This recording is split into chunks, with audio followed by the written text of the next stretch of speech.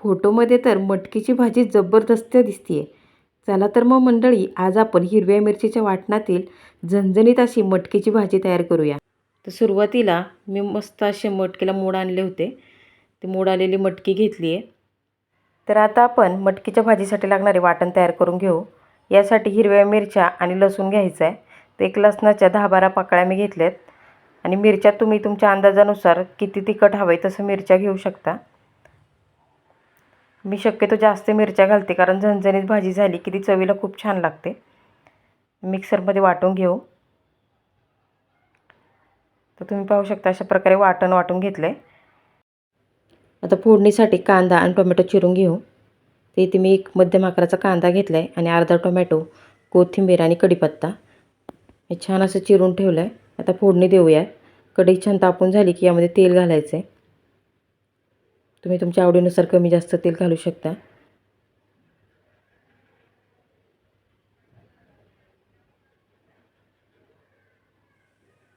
तेल छान तापलं की यामध्ये थोडीशी मोहरी आणि जिरं घालून घ्यायचं आहे. मोहरी चांगली तडतडून झाली की यामध्ये थोडंसं जिरं घालूया.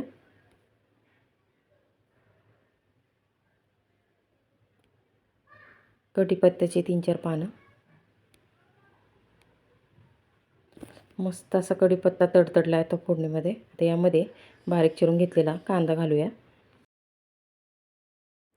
एक साधारण 2 ते 3 मिनिट सोनेरी रंग येईपर्यंत कांदा छान परतून घ्यायचा आहे.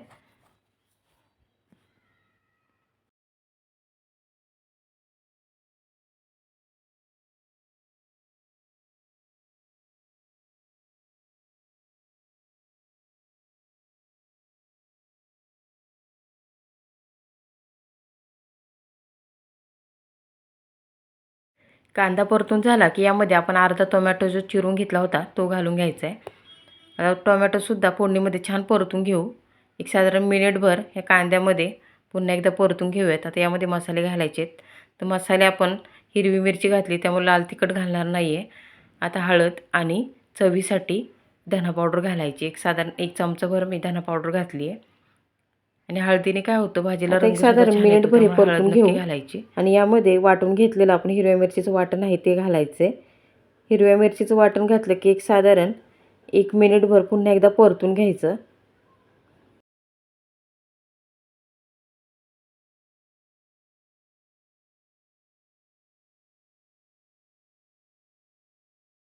वाटण छान फोडणीमध्ये परतून झाले. आता यामध्ये मटकी घालून घेऊयात. तर मटकी मी स्वच्छ धुवून ठेवली होती ती घालून घेऊ. तर या फोडणीमध्ये मटकीसुद्धा छान परतून घ्यायची आहे.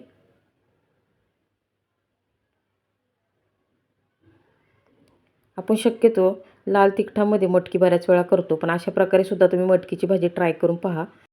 ही भाजी चपातीबरोबर, भाकरीबरोबर, अगदी भाताबरोबर सुद्धा खायला अप्रतिम लागते. त्यामुळे नक्की ट्राय करून पहा ही रेसिपी.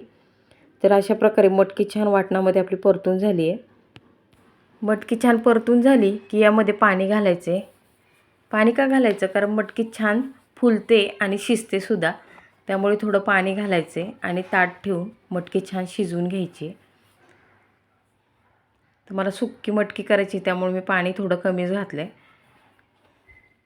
जेवढं मटकी शिजण्यासाठी आवश्यक आहे तेवढंच पाणी मी घातलं आहे. चवीनुसार मीठ घालून पुन्हा एकदा मी ढवळून घेतलं आहे. आता काय करायचं, ताट ठेवून मटकी आपल्याला शिजवून घ्यायची आहे. एक साधारण 10 ते 12 मिनटामध्ये मटकी छान शिजते. शिजताना गॅस मध्यम आचेवरच ठेवायचा आहे. आता काय करायचं आहे, ताटावर सुद्धा मी थोडंसं पाणी घालणार आहे. काय होतं ना, ताटावर पाणी ठेवलं की भाजीत पाणी कमी टाकायला लागतं आणि भाजीसुद्धा लवकर शिजते. आणि मला आता मटकीची भाजी सुक्की करायची त्यामुळे मी मटकीच्या भाजीमध्ये थोडंच पाणी घातलं आहे. आणि भाजी खाली लागू नये म्हणून ताटावर सुद्धा पाणी घातलं आहे. त्यामुळे काय भाजी पटकन शिजते आणि खाली लागतही नाही आणि भाजीत जास्त पाणी टाकायची गरज लागत नाही. आणि मध्ये मध्ये काय करायचं ना, झाकण काढून थोडीशी मटकी हलवून घ्यायची जेणेकरून खाली मटकी लागणार नाही. तर एक साधारण 10 ते 12 मिनटामध्ये मटकी छान शिजते.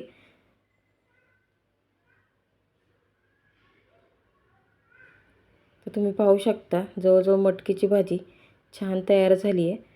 चेक करून पाहूया मटकी शिजली आहे का. तर बरोबर 10 ते 12 मिनटामध्ये मटकी छान शिजली आहे. आता यामध्ये थोडंसं पाणी राहिलं आहे अजून. तर मला पाणी नको, त्यामुळे मी अजून एक 2 मिनिट मध्यम गॅसवर मटकी छान परतून घेते आहे. तर तुम्ही पाहू शकता मटकी छान परतून झाली आणि पाणी देखील गेले त्यातलं. रंग तर अगदी भन्नाट आलेला आहे. चवीला तर अप्रतिम लागते. नक्की ट्राय करून पहा ही रेसिपी. तर मंडळी, तुम्हाला ही आजची रेसिपी कशी वाटली हे कमेंट बॉक्समध्ये नक्की सांगा. भेटूयात पुन्हा एकदा अशीच एक नवीन रेसिपी घेऊन. तोपर्यंत धन्यवाद.